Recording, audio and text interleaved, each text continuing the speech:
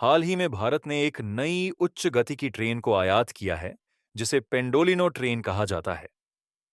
यह ट्रेन तेज रफ्तार से चलने में सक्षम है और इसे देश के पहले बुलेट ट्रेन कॉरिडोर में परिचालित करने की योजना है। इसकी अधिकतम गति 240 किलोमीटर प्रति घंटा है, हालांकि यह 300 किलोमीटर प्रति घंटा तक चलने की क्षमता रखती है।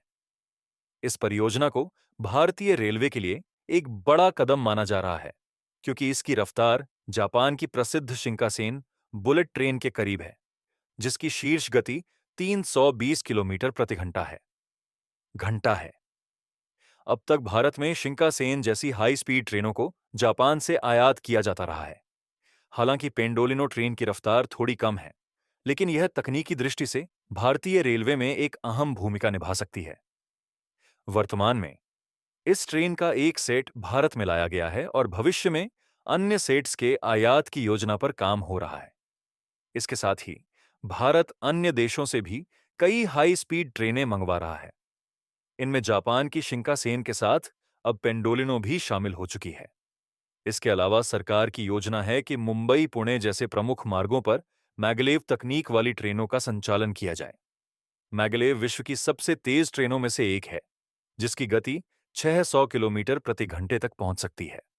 हालांकि इन ट्रेनों को विशेष ट्रैक की आवश्यकता होती है, क्योंकि वे पारंपरिक रेलवे पटरियों पर नहीं चल सकती। महत्वपूर्ण बात यह है कि भारत ने अब निर्णय लिया है कि बुलेट ट्रेनों का निर्माण देश में ही किया जाएगा।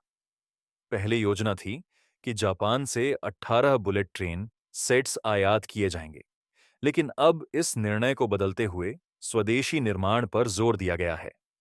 इससे न सिर्फ रेलवे को फायदा होगा, बल्कि देश की स्टील इंडस्ट्री को भी बड़ा अवसर मिलेगा। बुलेट ट्रेनों के निर्माण में भारी मात्रा में स्टील का उपयोग होता है और अब तक इस परियोजना के तहत 3 टन से अधिक स्टील की आपूर्ति की जा चुकी है। ट्रेनों को भारतीय परिस्थितियों के अनुसार अनुकूलित किया जाएगा और इनकी टेस्टिंग भी यहीं की जाएगी। परीक्षण के बाद यह तय होगा कि इन ट्रेनों का उत्पादन और आयात किस हद तक किया जाए। इस तरह की परियोजनाएं भारतीय रेलवे को अधिक तेज, सुरक्षित और सुविधाजनक बनाने में सहायक सिद्ध होंगी। साथ ही यह देश के बुनियादी ढांचे को मजबूत करने में भी योगदान देंगी।